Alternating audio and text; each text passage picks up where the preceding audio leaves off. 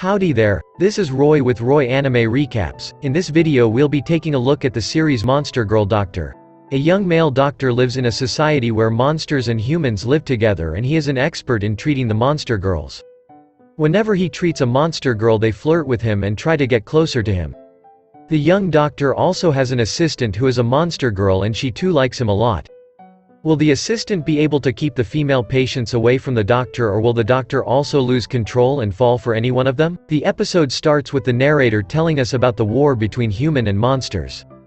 The war goes on for so many years that they even forget the reason behind it. Eventually both reconcile and decide to end the war and maintain peace. Following this, slowly and steadily the humans and monsters start interacting with one another and living together in the same community. After that we see Dr. Glenn. He is a humble doctor living in the town of Lindworm. After seeing a Minotaur patient on her upcoming pregnancy, Glenn is speaking to his assistant and childhood friend Safi, when he receives a letter from Dr. Seethali, who helped provide the funds to open his clinic. Seethali is asking the clinic to act as the physicians for the Lindworm arena, and they meet a centaur princess named Tazalia. Tazalia is the heiress to the Scythia Transportation Company and is very wealthy. Glenn starts to see the arena fighters alongside Safi. While examining Tazalia, she states that she will soon rule over all the centaurs in Lindworm, and she is looking for a suitable future partner. She starts to flirt with Glenn but is interrupted by Safi after Tazalia leaves. Her assistants Kay and Lorna ask if Tazalia has any illness. Glenn feels that she is perfectly healthy, but the centaur assistants are worried because Tazalia has not been able to win her arena matches recently and is on a dangerous losing streak. That night Glenn drinks with Safi and they come up with theories for Tazalia's problems in the arena. However, Safi becomes more drunk as the night goes on and is angry when Glenn wants to see Tazalia at the arena because she doesn't want any more love rivals. Glenn meets Tazalia after she has lost another match to help diagnose her problem, and he realizes after watching her that the issue is with her hooves, which have been worn down because she doesn't wear horseshoes. Tazalia tries to reason her way out of the horseshoes and panics when her attendants force her to participate. Although Tazalia finds the trimming oddly pleasurable, she is scared of the hot horseshoes and has to be silenced by Safi. But the shoes work, and soon Tazalia starts winning her matches again. Safi remembers when she first met Glenn. It was after the war between monsters and humans, and she was a hostage to his family. After their childhood, their families began to work together, and she was no longer a hostage, and she joined his clinic after Glenn went to school to become a doctor.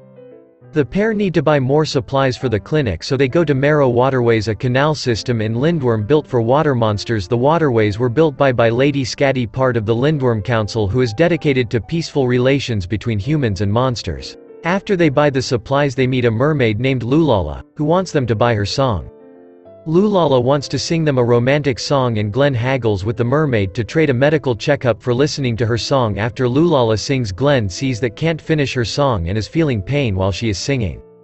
Glenn tests her breathing and determines that she has inflammation in her gills and throat, and he discovers that Lulala spends almost all day outside the water to sing for customers to support her younger siblings, and spending so little time in the water is damaging to the mermaid. Suddenly a boy falls in the water and Lulala goes to save him. But since Lulala is sick, she starts to drown underwater, and Glenn has to help her by transferring air to her lungs. After she is saved by them, Lulala agrees to take the medications they give her. This helps her recover, and she gets a full-time singing job from Lady Scatty and is able to support her sibling. One day after taking care of a slime patient, Glenn and Safi are shocked to see Lady Scatty from the city council visit their clinic. Scatty is a dragoness and one of the most powerful people in Lindworm, but she speaks so quietly that her bodyguard Kunai has to translate for her. Kunai explains that Scotty wishes them to find Kunai's missing arm and reattach it.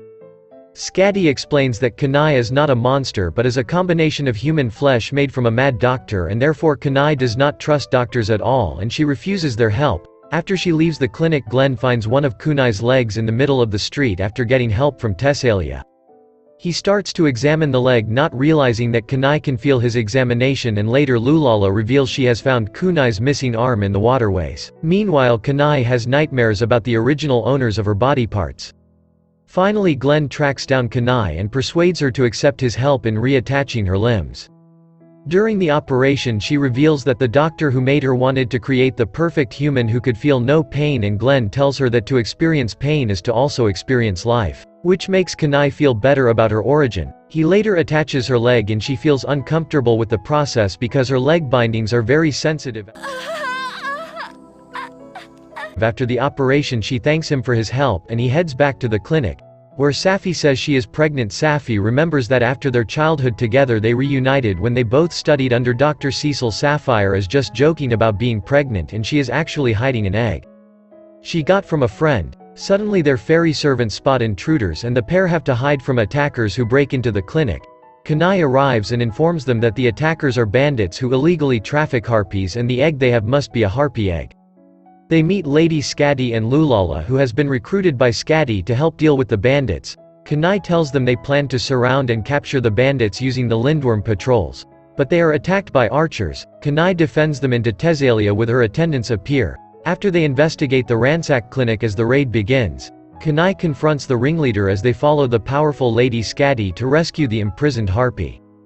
They find the harpies and Glenn examines them, finding that one of the harpies is suffering from a stuck egg. While Glenn delivers the egg, Safi and Skady defend the harpies from the bandits. Safi is taken out of the fight by a poison dagger and wakes up to Glenn watching over her. He tells her that all the harpies were rescued and the bandits were arrested.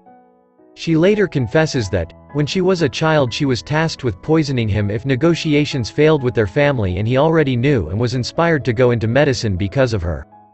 Dr. Cecil has asked Glenn and Safi to perform checkups at the Harpy village, so the clinic hires Tesalia and her transportation company to take them to the harpies. However, on the road they experience a rock slide, and Kay suffers from a leg injury. A forward party of harpies arrived to take Kay back to the village and the rest of the group arrived to meet the Elder of Harpies.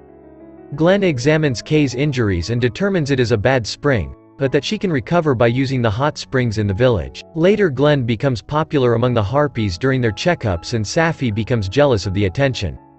He later finds Lorna nearby the river, who worries about Kay because the two were orphans from the war that were trained to become soldiers and then eventually adopted together into the Tesalia's family. That night Tesalia eats dinner with them, claiming that Lorna seems distracted and was acting strange, when Tesalia was entering negotiations with the harpies to hire them for her company. The centaurs asked for help investigating Morna's distraction and bribes them with special wine. Glenn and Safi discuss a plan to help Lorna, who they determine is acting strangely because she doesn't have Kay and is crushed by the weight of expectations. Glenn tries sensory deprivation therapy and meditation, which makes Lorna feel better, so they try out more advanced therapy techniques. Tesalia also comforts Lorna, telling her that she loves her attendants. Later Lorna and Kay thank Glenn for his help. The next day they visit the harpy Illy, who they rescued from the bandits. Illy has been losing feathers and has not been able to fly. Glenn gets the harpy's temperature using her arms and he determines that Illy doesn't seem to have any illness or sickness. Illy refuses his diagnosis and calls him a quack, almost attacking Glenn before being stopped by Tesalia. Later Tesalia goes to meet Ellie, who is a fan of the Centaurs arena matches. Tesalia tries to teach the importance of etiquette and they end up dueling, and their duel Lily confesses that she wants to leave the village and she doesn't fit in with the rest of the village. The next day Glenn finds several of Illy's feathers around the village and he determines that she is molting. They also find out that Illy is missing from the village, and outside the village Illy, who loves to fly to escape the world, tries to force herself to fly but can't. The clinic finds Illy and Glenn tells her that he was wrong and that the colors of her molting feathers indicate that she has phoenix heritage and is not entirely a harpy. Illy's new feathers appear and she is happy she can fly again, proud of her unique heritage. So today up to this, now my recap come to an end. The link of the previous video is given in the description. Here are some other video. I hope you like it. Thanks for watching.